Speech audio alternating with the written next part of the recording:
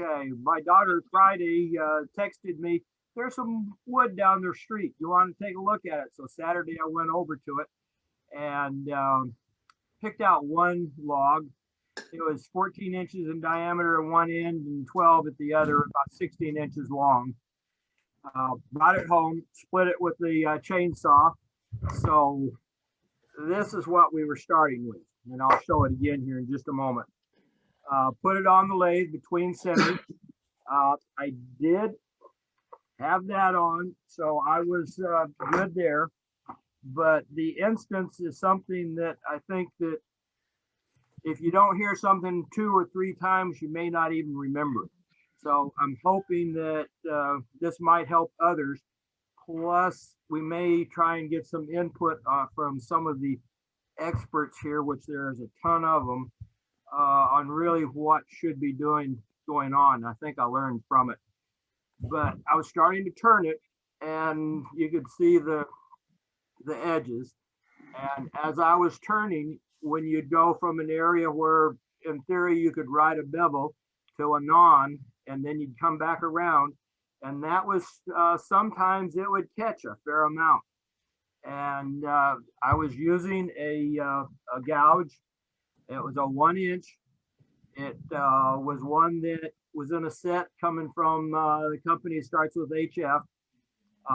The tools have been very good and all of that.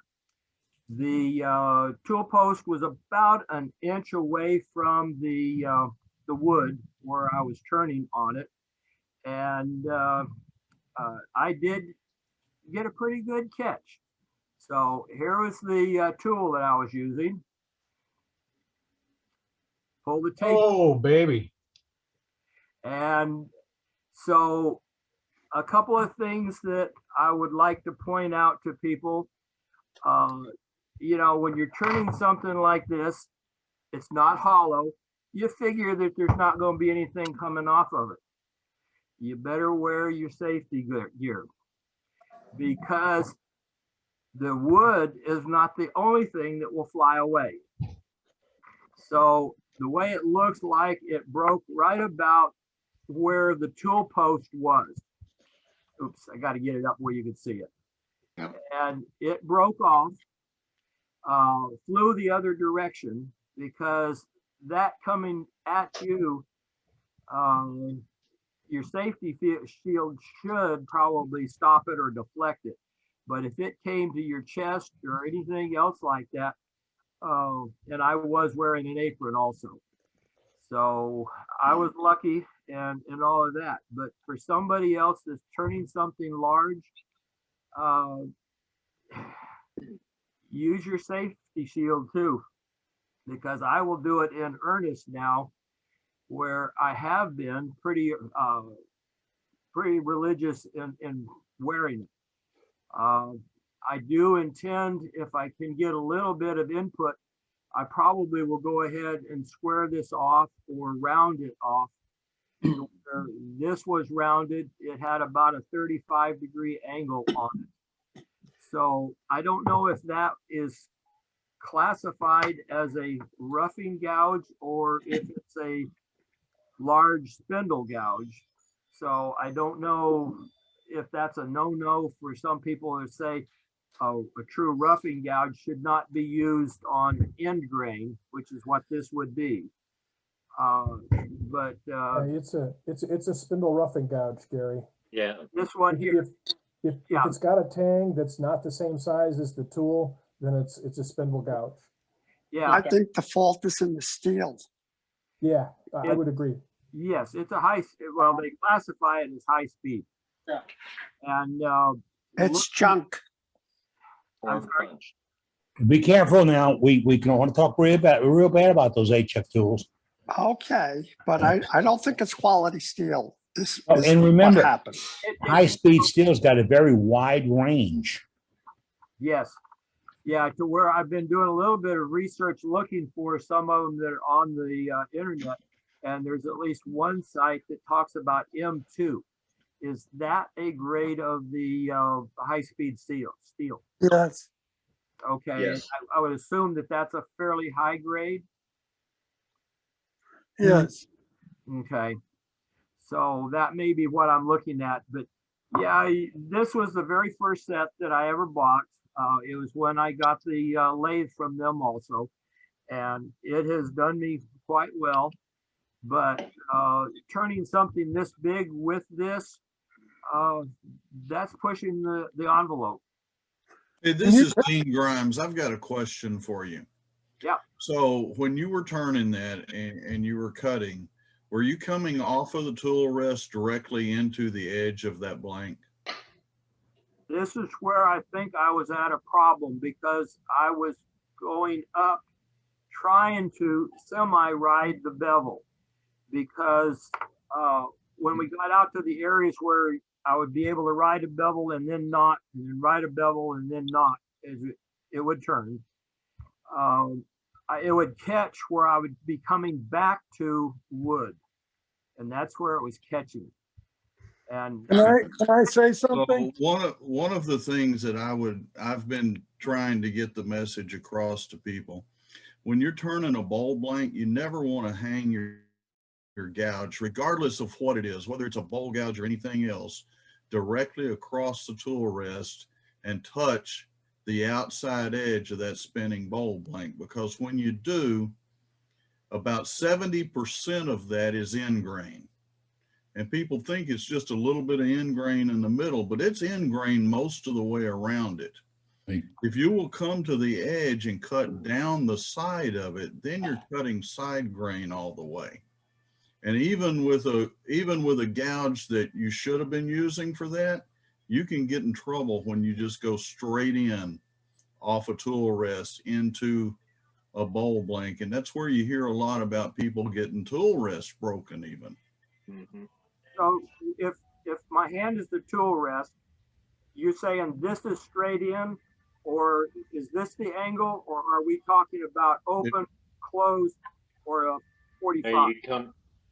You come into the side grain and across the end grain. You never go directly into the end grain. Exactly. The end grain is quite fibrous and grippy, so it will grip, grab, and that cutter end of that tool will bury itself in the end grain. And end grain is not forgiving. The side grain will break free. End grain won't. Right. So the tool had to break to give that relief.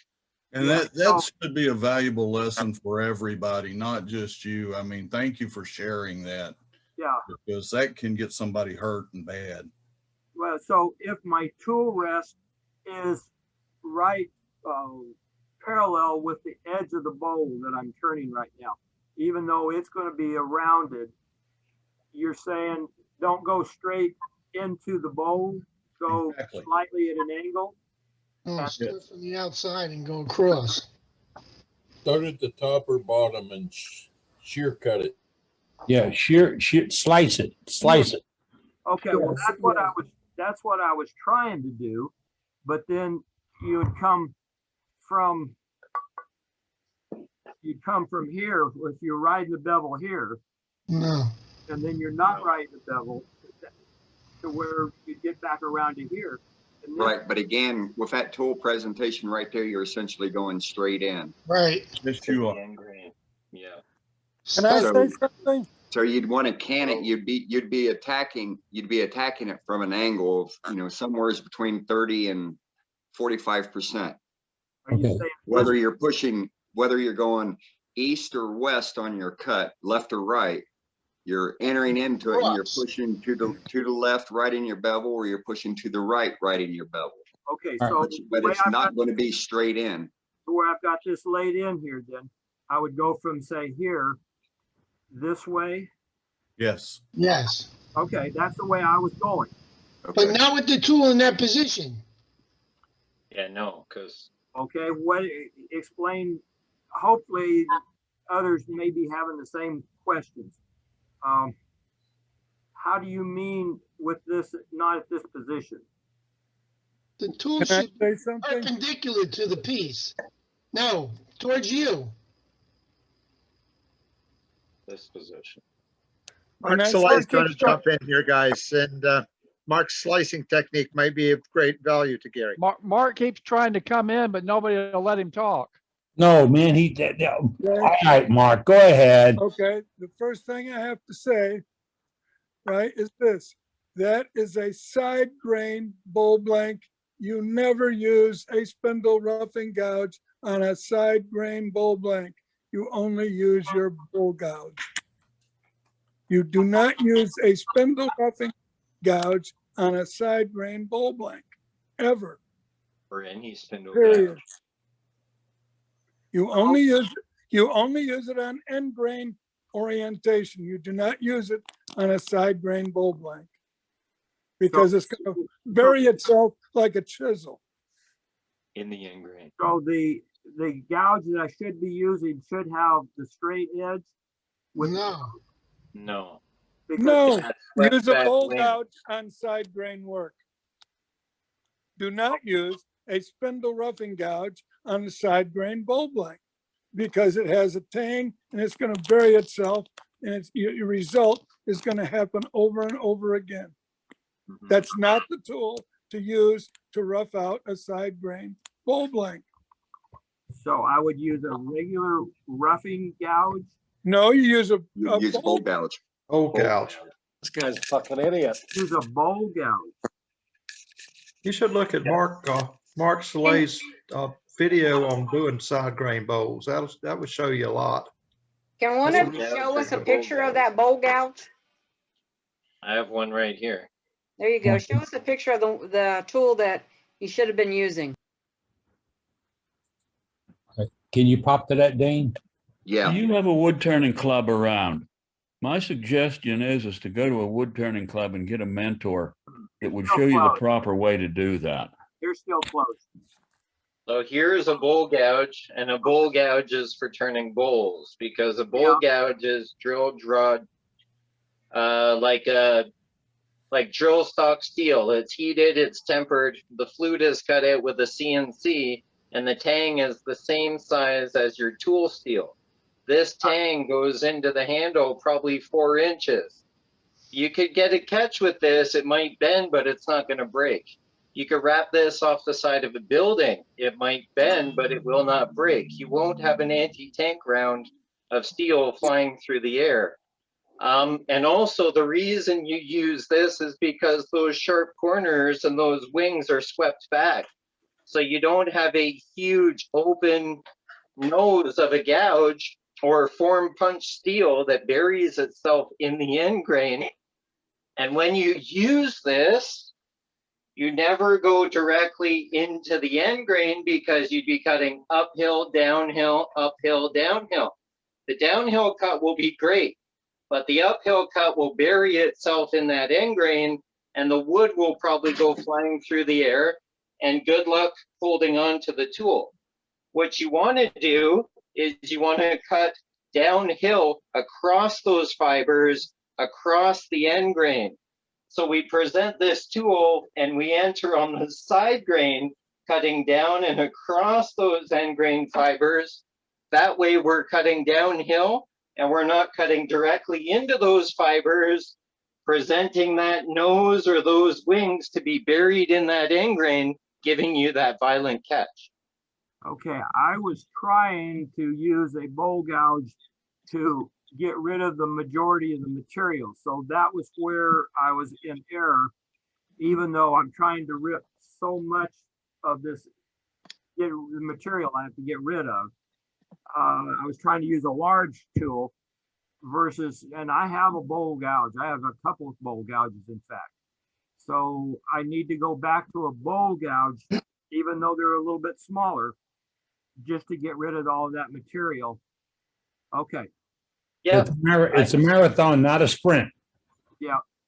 Okay, Yeah. that was a real good explanation. That was really good. It is, The yeah. way you presented you, that and Gage. showed the wood, that was great. Thank you.